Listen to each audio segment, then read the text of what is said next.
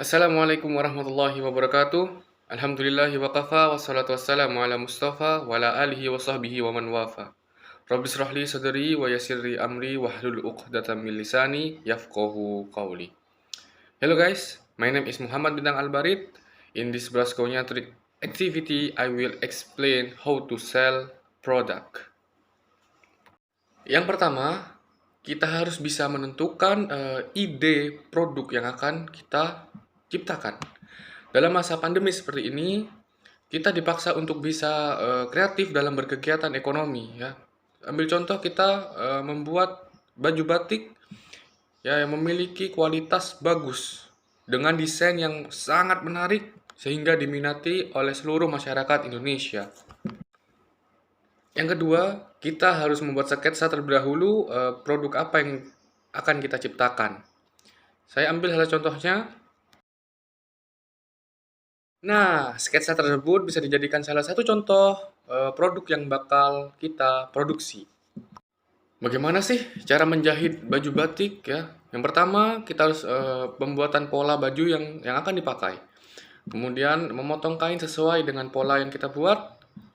Yang ketiga, obras kain hasil potongan pola. Yang keempat, menjahit aksesoris seperti kantong, kancing, lipatan lengan, dan juga lainnya. Yang kelima, menggabung pola badan dan juga aksesoris. Kemudian membuat kerah, menggabungkan jahitan baju dengan kerah, cek hasil jahitan dan merapikan hasil jahitan, dan yang terakhir kita harus menyetrika baju tersebut. Dan apa sih alat-alat yang kita butuhkan? Yang pertama, mesin jahit, mesin obras, gunting, mesin lubang kancing, setrika uap, dan juga perlengkapan-perlengkapan yang lainnya seperti meteran, hanger, steger, manekin, dan juga lain-lainnya. Bagaimana sih potensi ketika kita memproduksi baju batik? Potensi bisnis batik memang tidak ada matinya.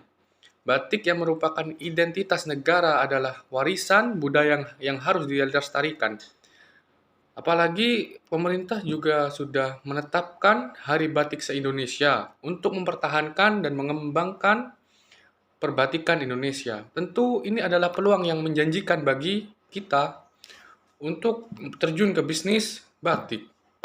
Bahkan kini di dunia pun mulai memberikan apresiasi lebih pada produk-produk asli Indonesia ini. Berikut beberapa tips yang bisa kita pertimbangkan untuk memulai bisnis batik. Yang pertama, kita harus kreatif. Dalam persaingan yang sangat ketat ini adalah dengan membuat model sendiri. Perbedaan produk yang dijual memang sesuatu yang mutlak dilakukan agar bisnis Anda dilirik oleh konsumen di tengah banyaknya bisnis yang sama. Selain kreatif, kita juga harus memahami produk batik yang kita jual. Di Indonesia, banyak sekali kreasi batik dari berbagai daerah yang sangat bervariasi. Pahami juga berbagai kreasi batik tersebut agar kita bisa tahu di mana kekosongan kreativitas batik yang ada pada produk kita. Yang kedua, kita harus terus berinovasi. Produk batik adalah gabungan unsur tradisi budaya, seni, dan juga kreativitas. Lakukan inovasi baik dalam motif maupun model ataupun yang lainnya. Jangan hanya menuruti tren pasar, tapi buatlah ciri sendiri agar orang mencari produk kita. Kemudian, selanjutnya bagaimana sih cara kita menjual atau rencana kita untuk menjual produk kita ini?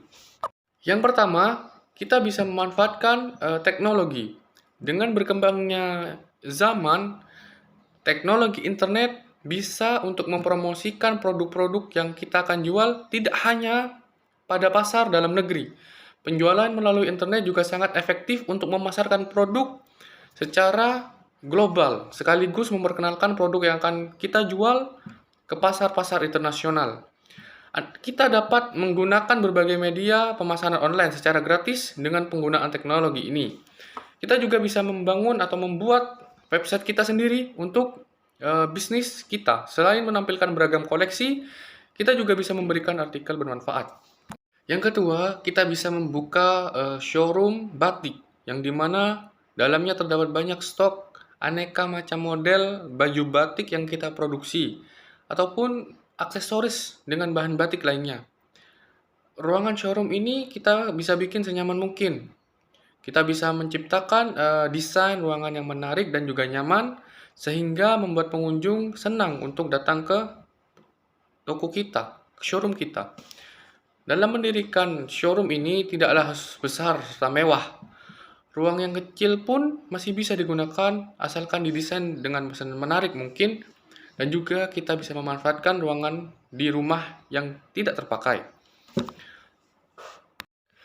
Dalam masa pandemi pada saat ini, kita diminta untuk tetap menjaga protokol kesehatan atau yang biasa kita sebut dengan 5M. M yang pertama adalah mencuci tangan. Dengan mencuci tangan hingga bersih, itu bisa menjadi salah satu cara yang cukup efektif untuk menurunkan penularan virus corona. Untuk hasil yang maksimal, kita disarankan untuk mencuci tangan 20 detik dan juga menggunakan sabun dan juga air mengalir. Jika tidak ada, kita juga bisa menggunakan hand sanitizer yang memiliki kadar alkohol minimal 60%. Yang kedua, memakai masker. Beberapa waktu yang lalu, kebijakan WHO akhirnya mengeluarkan himbauan agar semua orang, baik yang sakit maupun tidak, agar selalu menggunakan masker pada saat beraktivitas di luar rumah.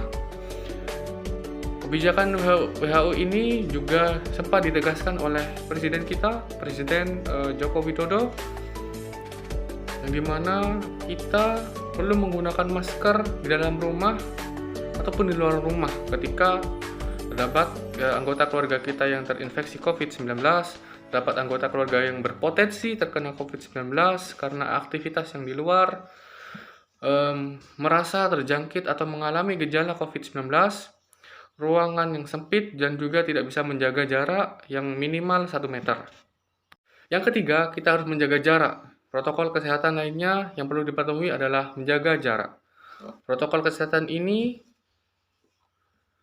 dimulai dalam keputusan Menteri Kesehatan dalam protokol kesehatan bagi masyarakat di tempat dan fasilitas umum dalam rangka pencegahan dan pengendalian COVID-19, yang dimana disebutkan menjaga jarak minimal 1 meter dengan orang lain untuk menghindari terkena droplets dari orang yang berbicara, batuk maupun bersin, serta kita juga diminta untuk menghindari kerumunan, keramaian, dan juga berdesakan. Bila tidak memungkinkan melakukan jaga jarak, maka dapat dilakukan berbagai rekayasa administrasi dan teknis lainnya. Rekayasa administrasi dapat berupa pembatasan jumlah orang, pengaturan jadwal, dan juga sebagainya. Sedangkan rekayasa teknis antara lain berupa pembuatan partisi, pengaturan jalur masuk dan juga keluar, dan lainnya. Yang keempat, menjauhi kerumunan. Selain 3 hal yang saya sebutkan, menjauhi kerumunan merupakan protokol kesehatan yang harus dilakukan.